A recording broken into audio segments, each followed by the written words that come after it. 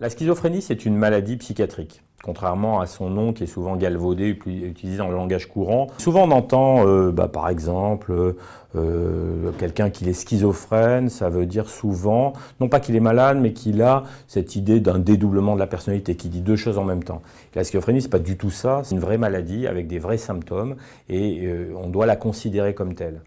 C'est important parce que véritablement, il y a une méconnaissance de cette pathologie. C'est une pathologie qui est quand même relativement fréquente, elle touche à peu près 0,7% de la population mondiale. Dans toutes les cultures, dans toutes les sociétés, on a à peu près cette prévalence-là, premièrement. Et deuxièmement, elle touche plutôt le sujet jeune âge adulte. Donc en France, on voit qu'il y a à peu près 400 000 personnes qui sont souffrant de schizophrénie. On considère qu'il y en a à peu près 300 000 qui sont suivis, avec une partie des gens qui ne sont pas suivis et qui sont livrés à eux-mêmes, entre guillemets, ou qui n'ont pas forcément besoin de soins. La schizophrénie, c'est une maladie donc, qui est basée sur trois grandes catégories de symptômes. Premier type de symptômes, c'est ce qu'on appelle les symptômes positifs. Positifs, on pourrait penser que c'est bien, mais en fait, ça veut simplement dire quelque chose en plus. En plus, l'élément principal qui est très connu, tout le monde en a entendu parler, c'est les hallucinations.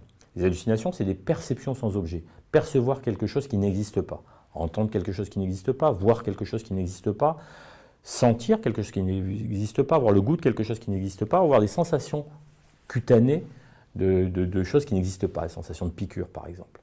Alors bien sûr, les plus connues des hallucinations, c'est les hallucinations auditives, entendre des voix, Jeanne d'Arc ou d'autres. Et bien sûr, ça paraît souvent anecdotique, mais c'est vraiment un élément important qui s'intègre dans un autre élément des symptômes positifs qui sont le délire.